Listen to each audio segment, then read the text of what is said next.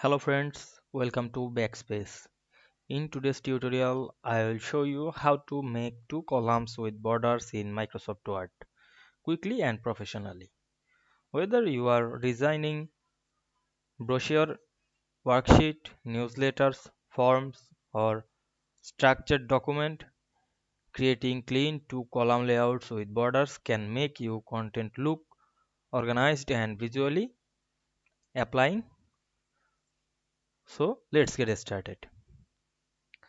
Firstly, we have to open your document and we can see here's many text. Now you want to make the page with two columns and borders. We go to the layout menu and we can see here the columns drop down menu. Now I am click this two option and we can see the text made on two column but the border is not showing. You want to add border.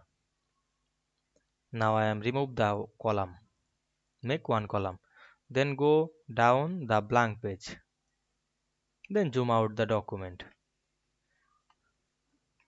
Now I make two column. Go to the insert menu, select this text box option and click draw text box. Then draw a text box. Then select the text box and copy this. Click right button, select copy and click right button again and select paste. We can see here the text box. Then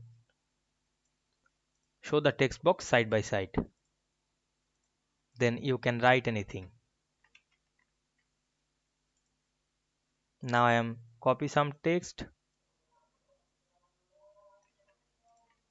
and paste into column. We can see here two column and we write anything. Now I am zoom in and see this perfectly.